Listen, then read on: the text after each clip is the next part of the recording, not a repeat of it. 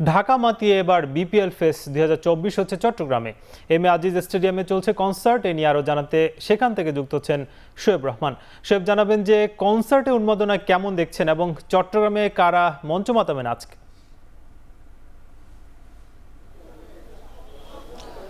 সাকিব, আজ আসলে বিকেল 5টা থেকে এই প্রোগ্রাম শুরু হওয়ার কথা এবং কনসার্টে দেশের বরেণ্য চারজন সঙ্গীত শিল্পী এবং তাদের দল তারা পারফর্ম করার কথা রয়েছে।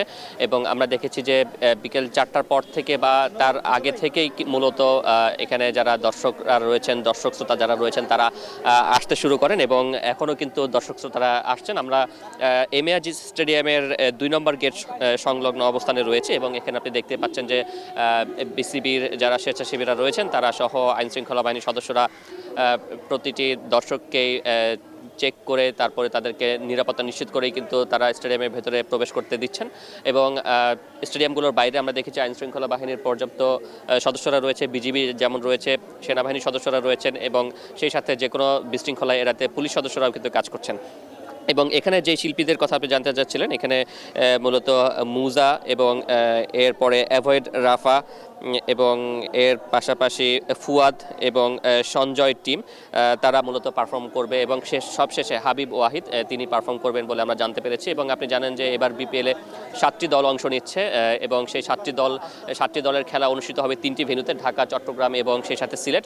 তো সেই জায়গা থেকে চট্টগ্রাম একটি বরাবরই ক্রিকেট উন্মোদনার একটি বড় জায়গা এবং এখানে যারা রয়েছেন তারা কিন্তু ক্রিকেট প্রেমী।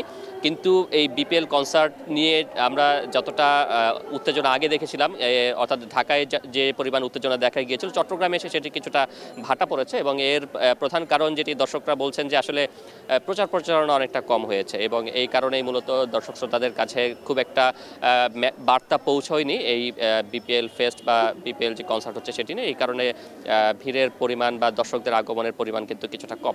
এবং বিপিএল যখন মাঠে গড়াবে তখন আসলে মাঠের উন্মাদনা ছড়িয়ে যাবে। তবে এর আগে পরিবর্তিত এক পরিস্থিতিতে এবারের বিপিএল অনুষ্ঠিত হতে যাচ্ছে এবং সেই জায়গা থেকে বিপিএল এর এবার স্লোগানও হচ্ছে, অর্থাৎ বিপিএল ফেস্টের স্লোগান হচ্ছে এসো দেশ বদলাই পৃথিবী বদলাই। সেই জায়গা থেকে তরুণদের আকৃষ্ট করার একটি প্রচেষ্টা ছিল এবং আমরা দেখেছি যারা এসেছেন তাদের বেশিরভাগই তরুণ। কিন্তু সেটি যদি সংখ্যার অনুপাতে বলি, আসলে দর্শকের সংখ্যানুপাত অনেকটাই কম।